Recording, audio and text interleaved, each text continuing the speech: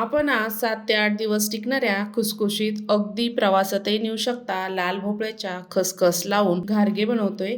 हे घारगे तुम्ही चटणीसोबत, चहासोबतही खाऊ शकता. भोपळा न किसता 2 कुकरच्या शिट्ट्यामध्येच गूळ घालून सर्वात सोप्या पद्धतीने तयार करूया. तर व्हिडिओ स्किप न करता संपूर्ण बघा. नमस्कार, मी ज्योती. ज्योतिष किचन मध्ये सर्वांचं खूप खूप स्वागत आहे. घारगे बनवण्याकरिता मी ते लाल भोपळा अर्धा किलो घेतलेला आहे. त्यावरच्या आपल्याला बिया काढून घ्यायच्या आहे. भोपळ्याच्या बिया काढून घेतल्या, 2 भाग करायचा. आपल्याला ह्या भोपळ्याची साल काढून घ्यायची आहे. हा भोपळा जास्त कडक असल्यामुळे चाकूने किंवा कटरने याची साल काढून घ्यायची आहे. याची साल जरा कडकच असते, त्यामुळे साल काढावी लागते. मी ते संपूर्ण भोपळ्याची साल काढून घेणार आहे.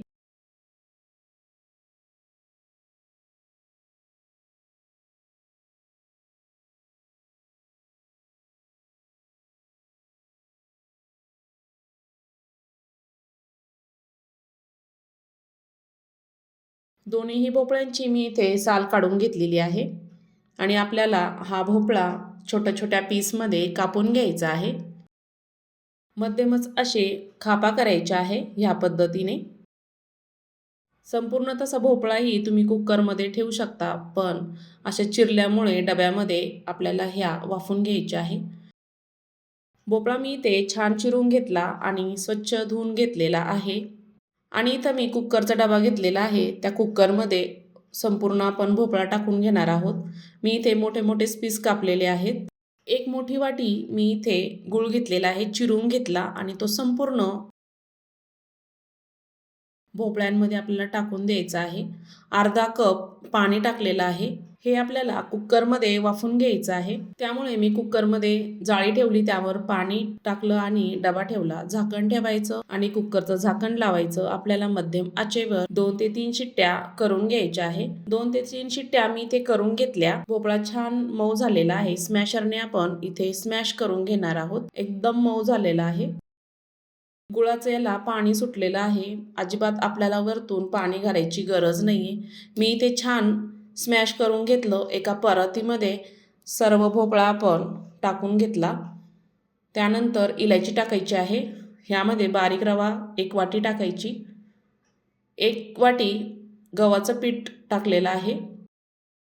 हे घारगे मी ज्वारीच्या पिठाचे करणार आहे, त्यामुळे आवश्यक असेल तितकं मी ह्यामध्ये ज्वारीचं पीठ टाकून घेणार आहे. 2 वाट्या इतकं मी इथे ज्वारीचं पीठ टाकलं आणि भोपळ्यामध्ये छान मिक्स करून घ्यायचं आहे.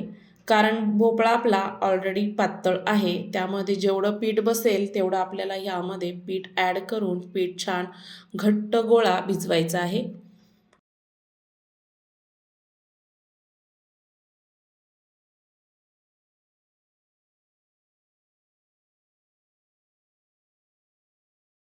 अजून ह्यामध्ये थोडंसं पिठाची गरज आहे. मी अजून पीठ टाकून घेणार आहे.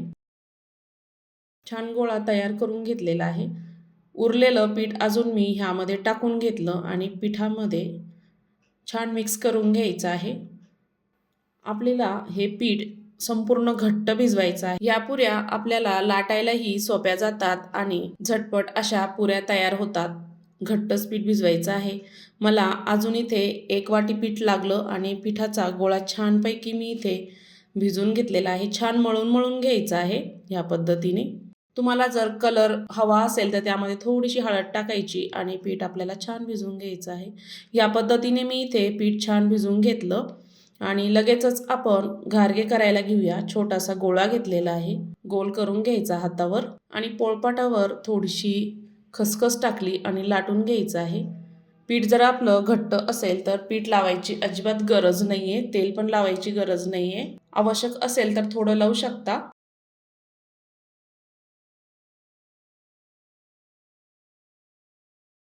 मी इथे थोडंसं पीठ लावून पुरी लाटून घेतली आणि मी एका वाटीने ही पुरी कापून घेणार आहे. एकसारखे घारगे दिसावे म्हणून मी मोठ्या साईजची वाटी घेतली आणि घारगा आपल्याला असा छानपैकी कापून घ्यायचा आहे. मस्त असा घारगा तयार झालेला आहे. बघू शकता, छान अशी खसखस लावून तयार झालेला घारगा एका प्लेटमध्ये ठेवणार आहोत. थोडंसं पीठ टाकलं आणि आपल्याला लाटून घ्यायचे आहे. मध्यम ठेवायचं म्हणजे छान फुलतो आणि मऊ पण होतो. जास्त जर पातळ केलं तर फुलणार नाही. मध्यम करायचा, मध्यम लाटायचा आहे गारगा. थोडीशी खसखस टाकून घेतली आणि लाटून घ्यायचं आल्लाद, म्हणजे त्याला छान चिटकतं. आणि वाटीने आपण गारगा कापून घेणार आहोत. या पद्धतीने मी इथे गारगा कापून घेतला. मस्तपैकी गारगा तयार झालेला आहे. तयार झालेला गारगा एका प्लेटमध्ये ठेवायचा आहे. सर्व गारगे मी असेच तयार करून घेणार आहे. मी ते 5 गारगे तयार करून घेतले.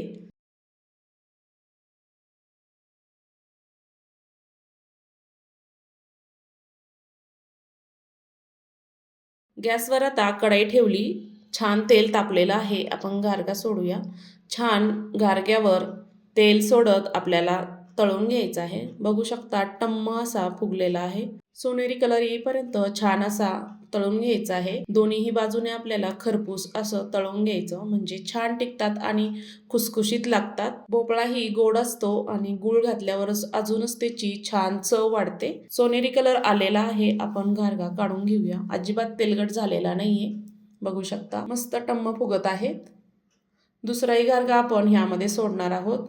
दुसराही तुम्हाला तळून दाखवते. त्यावर थोडं थोडं तेल सोडायचं, म्हणजे छान टम्म फुगतो. हिवाळ्यामध्ये गूळ घालून अशी गारगे नक्की तयार करून बघा. छान पौष्टिक होतात. लहान मुलांना असे गारगे नक्की करून खाऊ घाला. आणि आवडल्यास ज्योतिष किचनला सबस्क्राईब करा, कमेंट करा, लाईक करा, जास्तीत जास्त शेअर करा. दुसराही गारगा आपला छान गोल्डन कलर तळलेला आहे. अजिबात तेलकट नाही आहे. बघू शकता तुम्ही. ह्या अशा पद्धतीने नक्की तयार करून बघा. सर्व गारगे मी असेच तळून घेणार आहे ह्या पद्धतीने. तुम्ही आजची रेसिपी छान एन्जॉय केली असेल तर लाईक करा, शेअर करा आणि संपूर्ण व्हिडिओ बघितल्याबद्दल सर्वांचे धन्यवाद. आजची रेसिपी आवडली असेल तर कमेंटमध्ये नक्की कळवा.